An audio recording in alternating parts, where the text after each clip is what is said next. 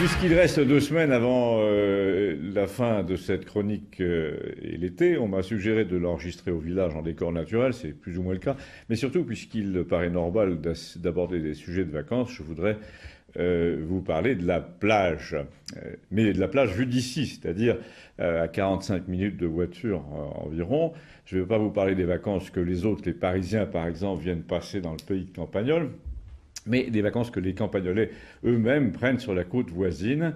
Et je ne vais pas utiliser le mot plage parce qu'il fait trop citadin, car chez nous, les gens ne vont pas à la plage, ils vont plutôt à la mer. Je vous entends penser que c'est pareil, mais c'est pas tout à fait pareil, parce que quand on habite à Campagnol, on va plutôt à la mer.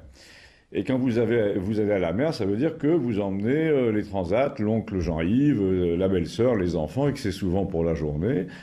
Certes, depuis les années 70, le pays a évolué, il va de plus en plus à la plage, mais il y a encore qui va à la mer. La différence entre plage et mer est particulièrement visible sur les rivages du Languedoc par ici, parce que c'est bourré de lieux de rencontres, de lieux de baignade plus ou moins balisés, de bars à tapas, de boîtes de nuit à ciel ouvert entre les campings. Et tout ça, ça relève de la plage. C'est un univers où les gens se passent de l'huile solaire et sont installés à 2 mètres les uns des autres, tandis que lorsque vous allez à la mer, le premier soin est de dire « choisissons un coin tranquille ». Et on s'installe à 30 mètres des autres, le plus loin possible, pour avoir un rapport direct avec les dunes, le soleil et les vagues, tandis que la plage, c'est le contraire. Il faut enjamber des corps et des serviettes pour espérer atteindre les premières vagues. Et celui qui m'a fait observer tout ça s'appelle Jérôme. C'est l'un des commentateurs du village les plus cyniques et qui passe son temps à discourir sur les hypocrisies sociales. Il veut montrer par là qu'il en est... qu'il est à l'abri, qu'il en est affranchi. La différence entre la mer et la plage, c'est donc lui qui l'a remarqué, et lui, avec sa femme, son choix est résolument la plage, une plage naturiste du coin en plus, avec tout un village en dur derrière, des gens dénudés sur le pont des bateaux et partout ailleurs. Je précise qu'il n'est pas tout à fait campagnolais, il tient une auto-école dans la ville voisine, mais chez nous, il est tout le temps fourré au bar l'été, et quand il nous dit qu'il rentre de la plage, qu'il est allé passer 2 jours à la plage, c'est classique, il attend la réflexion d'un type au comptoir sur le ton « je comprends pas quel plaisir ils peuvent trouver tous ces gens à s'entasser comme ça pour bronzer pendant des heures ». Alors Jérôme, mon propriétaire d'auto-école, là, lui répond « eh ben, c'est quand même bien naïf de croire que les gens vont à la plage pour bronzer et pour se baigner seulement.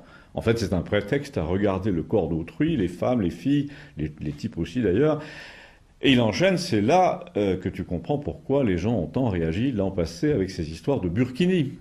Si les familles en question avaient voilé leurs femmes à 100 mètres de la famille voisine, personne n'aurait rien dit, mais en fait, elles choisissaient l'endroit où justement les gens étaient là pour se regarder les uns les autres. La vérité, c'est qu'on n'est pas là pour le soleil ni pour les mots croisés, enfin pas seulement. Et donc ces familles ont brisé un code silencieux qui était que on va à la plage en fait pour voir et se faire voir. Et elles sont venues justement pour qu'on les voie pas et pour pas se montrer. Mais elles sont venues le faire sous ton nez, me dit-il, pour te dire que tu dois regarder ailleurs. Il a conclu mystérieusement, donc tout ça n'arriverait pas si on allait plutôt à la mer qu'à la plage. C'est un peu comme si tu débarques au milieu d'une partie de poker pour dire que tu préfères qu'on joue à la bataille et qu'on joue pas d'argent. Ben, y a des gens que ça énerverait forcément, ils te diraient d'aller faire une réussite dans ton coin, et ils auraient raison. Eh bien moi, expliquer comme ça, l'affaire du burkini, je l'ai mieux comprise, par exemple. Je ne sais pas si c'est votre cas, mais dites-le moi, merci.